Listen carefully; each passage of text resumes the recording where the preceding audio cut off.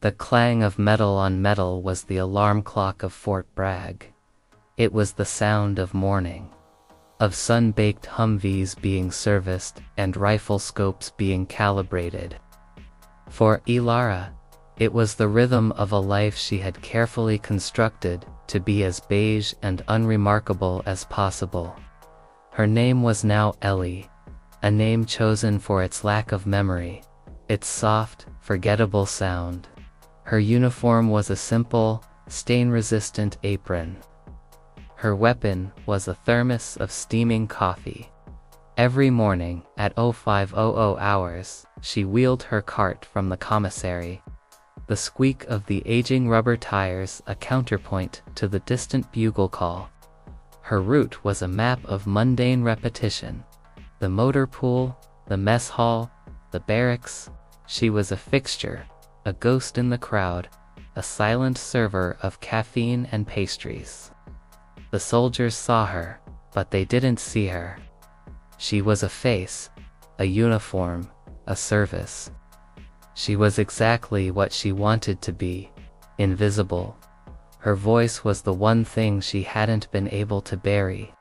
It was low and melodic, with a richness that seemed out of place in the utilitarian landscape of the base. When she spoke, which was rarely, it was with a practiced brevity. Black coffee, sugar, thank you. She'd spent years training herself to speak in a flat, almost robotic cadence, to strip away the warmth and the light that had once defined her. It was a skill she had learned from the best, from the man who had taught her how to disappear. One sweltering Tuesday, Ilara found herself at the edge of the sprawling parade ground, a place usually reserved for ceremonial displays. The area was cordoned off, and a flurry of officers, their uniforms starched and immaculate, were milling about. She recognized the insignia of a two-star general on the shoulder of one of the men. It was a rarity for someone of that rank to be seen on the base's grounds, let alone in the early morning. She kept her head down, busying herself with refilling a thermos. A young private, looking flustered, approached her. "Ma'am, General Blackwood's coffee is ready," he said, his voice a tense whisper. "He just got a message, and he's coming to get it now." Ilara felt a flicker of something she hadn't felt in years. Fear. General Marcus Blackwood. The name was a phantom from her past, a ghost that had haunted her dreams for a decade. She knew the name, and she knew the man. He had been her commander, her mentor, the man who had ordered her to do the one thing she couldn't come back from. She tried to turn away, to retreat into the anonymity of her cart, but it was too late. He was already striding toward them, a man whose presence filled a space just by existing. He was older now, his hair a distinguished silver, but his eyes were the same, a sharp, intense blue that missed nothing. He stopped a few feet from her, his gaze sweeping over the crowd, dismissing the privates and captains with a silent, imperious nod. His gaze finally settled on her, but it was the professional gaze of a man checking a roster. "My coffee?" he asked, his voice a low rumble. "Yes, sir," the private stammered, holding out a paper cup. "Thank you, son."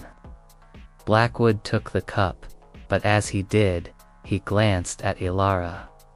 "I appreciate you being out here so early." Ilara's heart pounded against her ribs. She was just a woman pushing a coffee cart. She had no name. She had no past. She just needed to get through this moment. She didn't speak, didn't even risk a nod. She just kept her eyes on the thermos, her hands trembling imperceptibly. Blackwood took a sip of the coffee, his gaze still on her. He took a second, slower sip. His eyes narrowed. He was a man who lived on instinct. He trusted his gut more than any satellite feed. There was something about her, something not quite right. He had a million things on his mind, a dozen different geopolitical crises, but his attention was fixed on the unremarkable woman with the remarkable stillness. "You're new here?" he asked, the question casual, but the tone laced with a hidden intent. The private beside him immediately answered, "No, sir, she's been here for a couple years. She's a civilian contractor." Blackwood's gaze didn't leave Ilara's face. He could see the years of training in her posture, the rigid discipline that was etched into her frame. She stood like a soldier, a warrior who had been taught to stand still even when the world was shaken. It was a posture he had seen countless times in countless special forces operatives. But the coffee cart, it was a dissonance that screamed. "What's your name?" he asked. Ilara's mind screamed. She had rehearsed this moment 1,000 times. The lie was simple. It was well practiced. She opened her mouth, and the simple word, was a key she had turned in a lock 1,000,000 times before. "Ellie," she said, her voice a forced monotone, flat and without inflection. But as the sound left her lips, something happened. A tremor passed through the air, a familiar resonance that hit a deep chord in General Blackwood's memory. The voice. It was the same. The same low, melodic lilt, the same breathy texture, the same subtle vibration. It wasn't the words, it was the sound itself, the signature of a woman he had thought was dead for 10 years. His hand, holding the cup, froze mid-air. The color drained from his face, leaving his skin ashen. He looked at her, not as a general looks at a civilian, but as a ghost looks at a ghost. He took a step closer, his eyes no longer analytical, but filled with a dawning, terrifying realization. He lowered his voice, the sound a low, gravelly whisper, "Ilara." The name, a name she hadn't heard in 10 years, was a physical blow. It was the name of a person she had killed, a person she had buried in a fake grave on the other side of the world. She flinched, her carefully constructed mask of apathy cracking. The tremor in her hands became a visible shake. "Sir, I think you have me mistaken for someone else," she said, her voice still a practiced, lifeless monotone. "Don't lie to me, Ilara," he said, his voice hard now, filled with an iron certainty. "I'd know that voice anywhere. I've heard it in a dozen languages. I've heard it whispering coordinates to a Black Hawk crew in the middle of a sandstorm. I've heard it coaxing a captured informant into confessing. You can change your face, your name, your life, but you can't change your voice. You're alive." He looked around, a sudden terrifying urgency in his eyes. "My car," he barked to his driver. "Now." He didn't wait. He grabbed her arm, his grip strong and unyielding. "Come with me now." He led her unprotesting to his blacked-out sedan. He shoved her into the back seat and slid in beside her. The driver, a young man with a look of terrified confusion on his face, pulled away without a word. "The hell were you thinking, Ilara?" Blackwood said, his voice a furious whisper. "You faked your death. You had us all at your funeral. We sent letters to your parents. Do you have any idea what we've been through, what we've done to cover your tracks? We thought you were dead. We mourned you." Ilara's composure, so meticulously maintained, was beginning to crumble. The tears she hadn't allowed herself to cry in years were suddenly a sharp, acidic taste at the back of her throat. "You don't understand, sir," she said, her voice shaking now. "I had to. There was no other way. No other way. He scoffed, his anger burning through his professional veneer. There is always another way. What happened, Ilara? What happened on that mission? The mission. The mission was the reason she was dead. The mission was the reason she had a new name. The mission was the reason she was pushing a coffee cart on a military base instead of living a life. She had been a linguist, a specialist in signals intelligence, with a perfect, almost supernatural ability to imitate voices. Her talent was a weapon, and she had used it to break into secure communications, to send fake orders, to sow chaos in enemy ranks. Her last mission had been to imitate the voice of a high-ranking official to gather information on a known terrorist group. It had worked, but it had also gone horribly wrong. The terrorists had been one step ahead. They had known, they had been waiting. Her team, they had been slaughtered. She had escaped, barely a ghost in a sea of fire. She looked at Blackwood, her eyes filled with a raw, agonizing pain. They knew, sir, they knew my voice, they knew it was me. They used it to set a trap. They knew it was coming. Blackwood's face went slack. He knew. He had read the after-action report. He had seen the casualties. But he had always assumed it was a coincidence, a lucky guess. The idea that she had been betrayed, that her voice had been used against her. It was a new kind of horror. Who, Ilara, who knew? He asked, his voice low and urgent. I don't know, she whispered, the lie coming easily now, a habit she had perfected. I knew I couldn't risk it anymore. My voice was a target. My face was a target. I had to disappear. I had to become someone else.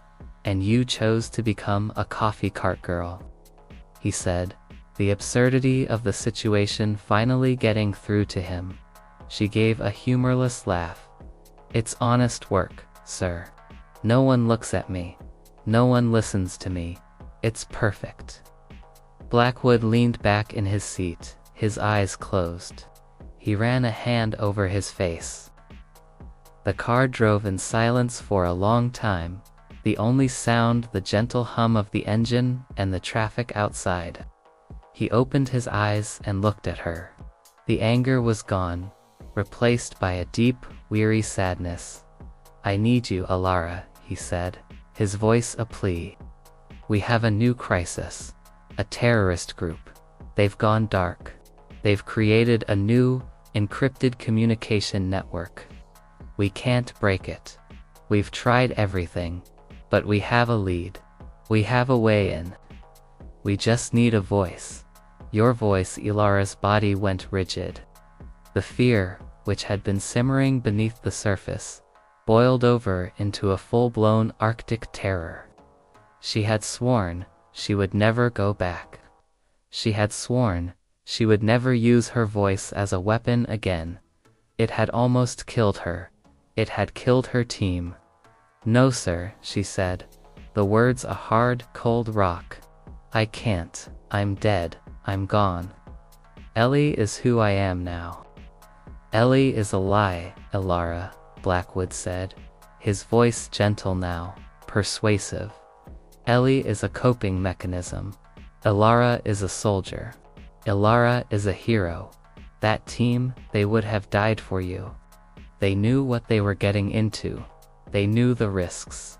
And they would have wanted you to finish the job. The words were a calculated weapon, and they hit their mark. The guilt, a constant companion she had tried to numb with coffee and routine, came roaring back. She looked away, her eyes fixed on the passing scenery. The soldiers in their jeeps, the families in their cars, the ordinary people living their ordinary lives, lives she could never have.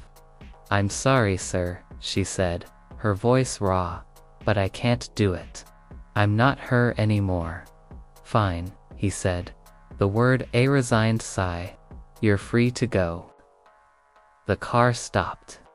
The driver looked at her, then back at Blackwood, a silent question in his eyes. Blackwood simply gave a small, defeated nod. Elara got out of the car. She stood on the side of the road, watching the black sedan drive away, a phantom in her mind. A ghost from a life she had tried to erase. She walked back to her coffee cart, the tires squeaking, the sun now high in the sky. She felt a profound emptiness, a cold, hollow ache in her chest. She went on with her day, a walking dead woman, serving coffee to a dozen different soldiers, her mind a million miles away, replaying the words, the memories, the trauma. She was Elara. She was Ellie. She was no one. She was a woman who had tried to bury her past, only to have it rise from the dead and sit beside her in the back of a car. The next day, she woke up early. The alarm clock was the same clang of metal on metal. The air was the same, hot and humid. Her uniform was the same, but something had changed. The emptiness in her chest was no longer there. It had been replaced by a quiet, burning resolve. She wheeled her cart to its usual spot, but she didn't set up her thermos. She stood by her cart, watching the soldiers go by, her gaze no longer downcast, but alert. She felt a kind of stillness she hadn't felt in years, a stillness that wasn't born of fear, but of purpose. At 0600, a car pulled up beside her. It was a simple sedan, a different one from Blackwood's. The driver was a young woman, a captain with a clean, serious face. She got out of the car and walked to Elara. "The general knew you'd be here," she said, her voice calm and professional. "He said you would have a message for me." Elara didn't hesitate. She didn't try to deny it. She had made her choice. She looked at the captain, her eyes clear and steady. The words that came out of her mouth were not from the rehearsed, monotone script she had used for years. They were from a different life, a different person. They were a code, a message, a promise. "Tell him," she said, her voice low and melodic, the same voice that had once brought down a communications network, "that I'm ready to sing." She got into the car, not as a civilian, not as a coffee cart girl, but as a soldier, a warrior who had found her purpose in the most unlikely of places. She had been dead for 10 years. Now, she was ready to live again. She had a past to confront, a debt to repay, and a voice that, for a single, fleeting moment, had brought a general to his knees.